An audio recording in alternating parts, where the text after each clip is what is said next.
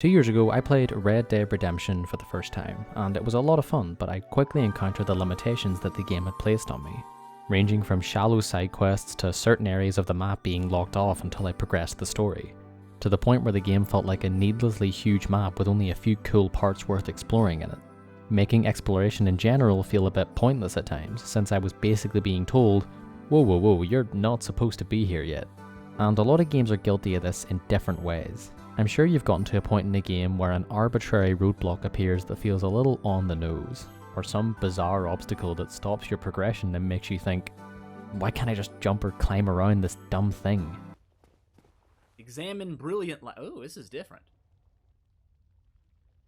Sealed by the Great Lord's power. Are you kidding me right now? Are we not supposed to be down here? Who's the Great Lord? Is it me? But what if there was a game where this issue didn't exist at all? A game that made you feel in full control of yourself, free to explore the world and make your own decisions unbound by these glaring limitations? Well, lucky for us, that game happens to exist.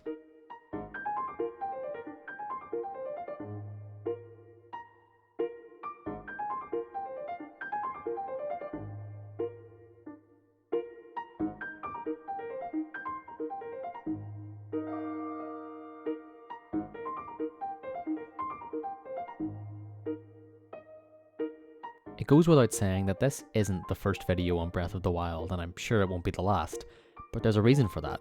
The game is amazing. It has this way of pulling you in without funneling you down a specific tailor-made pathway. When you discover something or figure something out, it feels so natural, like your own intuition is what helped you succeed rather than finding the single correct answer. The beauty of it is in the multitude of ways you can tackle every issue in the game. In combat, you can be cunning and stealthy, or you can ram your face into the enemy like a caveman. It's up to you, really.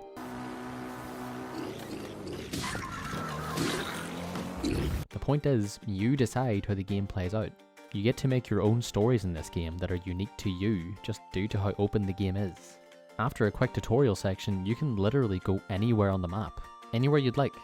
I've never experienced this kind of unfiltered freedom in a game before, and it's this freedom that helps give the world its believability. When I happen to stumble across a settlement and slowly get to know the people who live there and see what the culture is like, it feels so much more real than if I were made to go there due to some scripted event or obligation to progress the story. Now, Zelda has always been a series where the world will just pull you in and keep you hooked. The characters are so likeable and memorable. They leave such a lasting impression on you, and it makes these games and their worlds feel so authentic.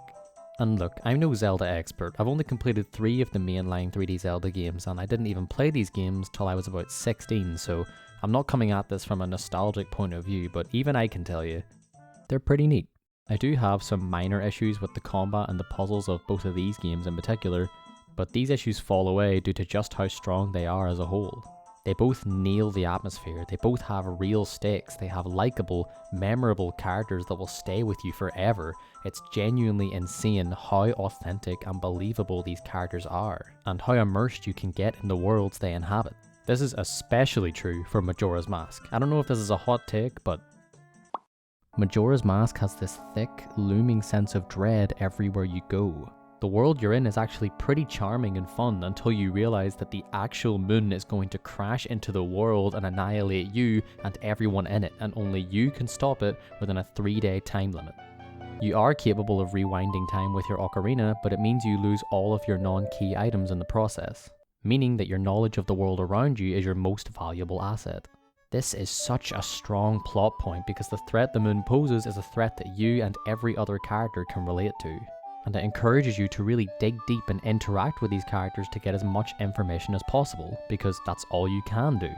And these characters are some of the most authentic and likeable characters I've ever seen. They range from bizarre to incredibly charming, or some strange mix of the two. Oh! Yay!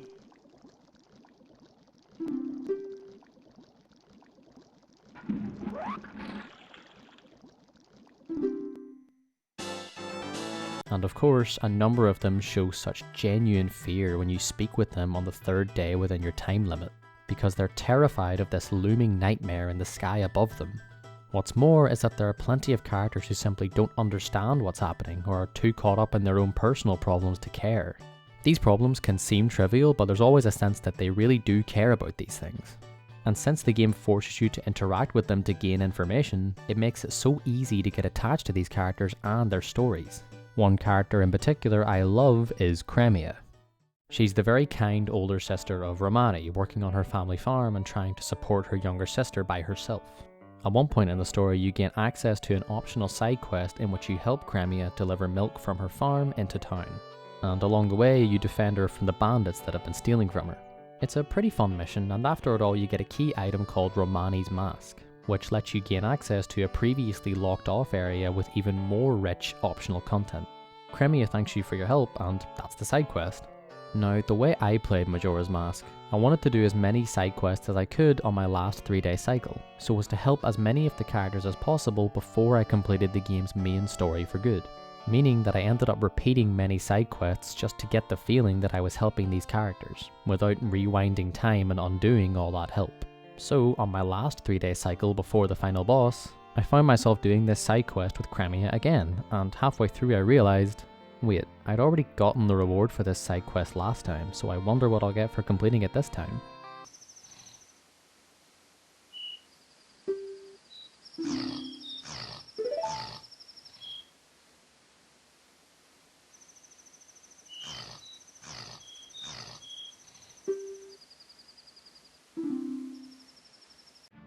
This moment was a lot at the time.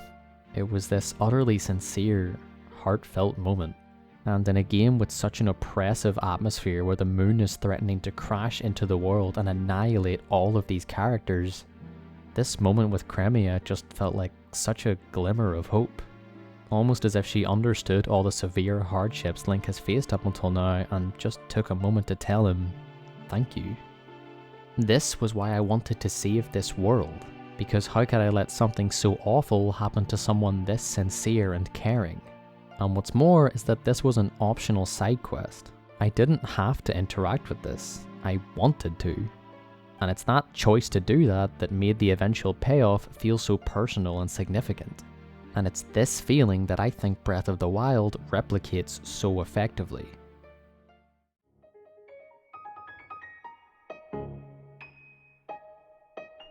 In Breath of the Wild, your main objective from the start is defeat Ganon, and you have the option to fight him whenever you want. At the beginning of the game, you learn that Ganon caused what's known as the Great Calamity, an apocalyptic event that nearly wiped out Hyrule in its entirety, and that your efforts 100 years ago before your reawakening weren't enough to beat him. You also learn that Zelda is the one who kept Ganon at bay 100 years ago, but that Ganon will soon overpower Zelda and that you have to be prepared to stop him. So anytime you're walking or riding across Hyrule, Ganon is always looming in the distance, beckoning you to try and defeat him. But due to your evident failure last time, you once again have to gather information and get as strong as possible to beat him. And this is where Breath of the Wild shines in a similar way to Majora's Mask. The main objective encourages you to heavily interact with the world, as well as the characters that inhabit that world. Only unlike Majora's Mask having less emphasis on gameplay, the gameplay of Breath of the Wild facilitates this ethos much more. Take a place like Hateno Village. It's a small but cozy village near the coast of Hyrule. Since it's far away from Hyrule Castle, the people are slowly trying to move on with their lives after the calamity 100 years ago, as Hateno Village was among the few settlements that didn't take the full brunt of the calamity.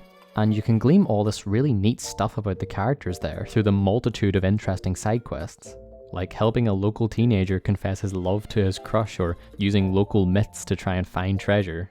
One favourite of mine in particular being the Hylian Homeowner side quest. You have the option to buy this little house in Hateno Village, and at first it's an old but relatively cozy place. But slowly, as you get more and more rupees over the course of your journey, you can expand and upgrade certain aspects of the house. From a signpost with Link's name on it to a fully decorated interior with displays to hang up your weapons and shields on. I got so attached to this little house that I would frequently make my way back to it to save my game before I stopped playing for the day. A little bizarre, maybe, but hopefully it just speaks to how immersive the experience really was. On top of that, upon completing this side quest, you then get access to another entirely new one. One of the workers who helped upgrade your house plans to create his own construction business, and you have the option to help him. And after he chooses a spot to do construction, he asks you to help gather materials, and, more importantly, asks you to gather people from all over Hyrule who would be interested in living in the houses that he builds.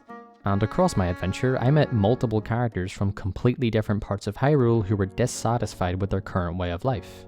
And so when I was asked to gather people for these houses, I immediately looked for those same people who I had encountered over the duration of my entire journey. And as you gather more and more people, you slowly get to see the development of a brand new town in Hyrule, filled with people from all walks of life, eventually naming the town Tarrey Town.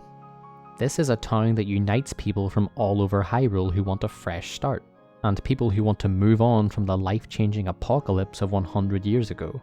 And when you see the town fully completed, it's magical. Just look at all the good you've done for these people and look at all the work they've done by coming together and making this town possible. And it's this unity, this attachment to the town and its people that makes you want to save it from another calamity that could tear it all apart. And keep in mind, all of this was made possible because I decided to interact with this one small, closed-off house in Hateno Village. This is just one of many deep, rabbit-hole side quests that give Breath of the Wild such a convincing world. It feels like a world that's really lived in and not one that revolves entirely around Link. There are even certain events that will occur in the overworld like the Blood Moon, which revives all the minor enemies that you've defeated in the overworld, making exploration at night during the Blood Moon especially dangerous. And seeing this happen for the first time with no explanation was genuinely terrifying, and made me feel like a small character in a very big, very threatening world.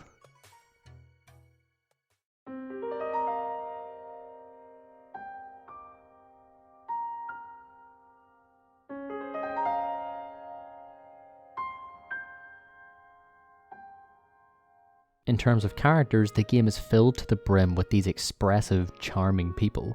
Even the ones that are trying to kill you have such a likable quality to them.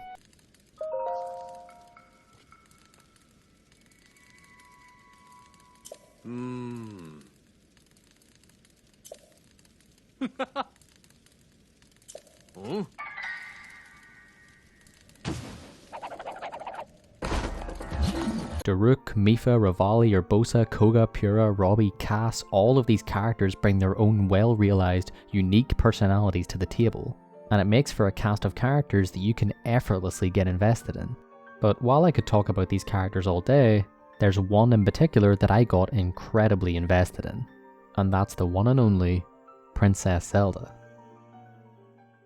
In Ocarina of Time, Zelda wasn't a bad character. She had real agency in the story, and I'd find it difficult to criticize just how cool Sheik is as Zelda's alias in the story. But with that said, I did find it hard to feel personally attached to Zelda in Ocarina of Time.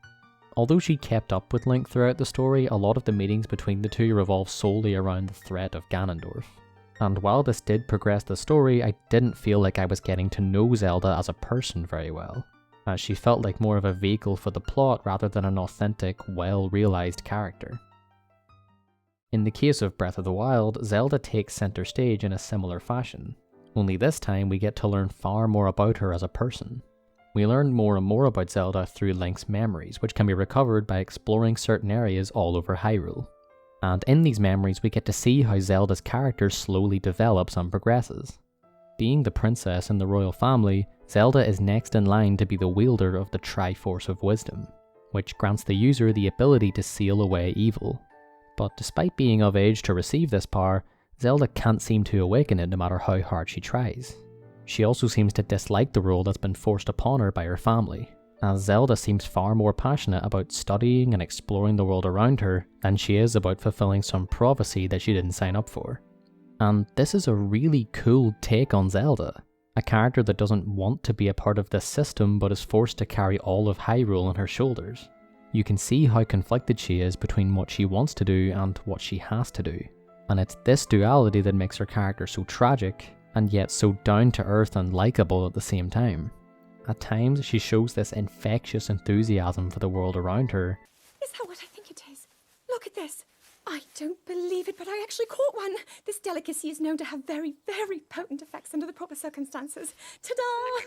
And at other times, she laments the world around her that's put her in such a miserable, painful position. I left them all to die.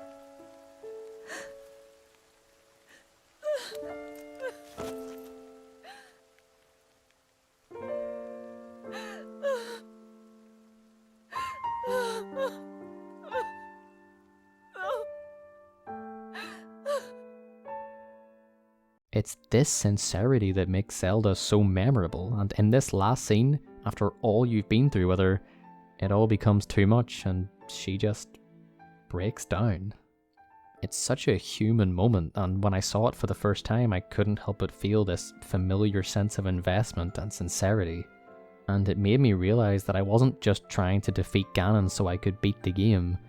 I was trying to defeat Ganon to save these characters. And this applies to the world of Hyrule as a whole too. Even aside from the optional side quests and events, the world has so much to offer, especially on the visual end. Obviously, the game looks gorgeous, so it's never a pain to walk or ride through these beautiful, cel-shaded wonders of nature. The music and the sound design also go a long way to sell the authenticity of the world, with gentle breezes and some beautifully simplistic piano melodies.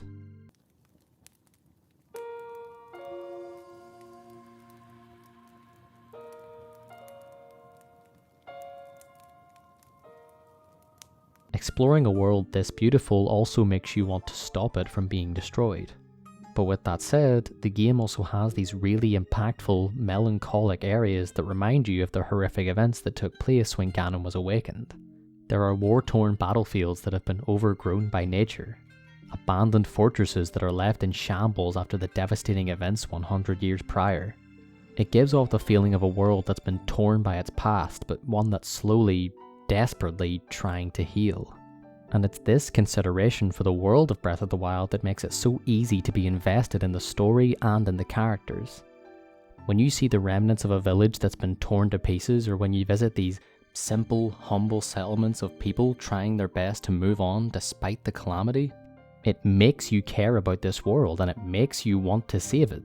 Climbing Hyrule Castle and listening to the swelling orchestra pushing me onward is one of my favourite memories I've ever experienced in a game.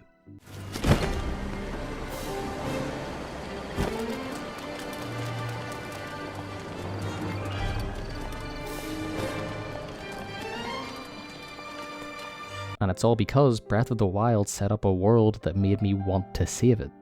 And I don't think there's anything more Zelda than wanting to save the world.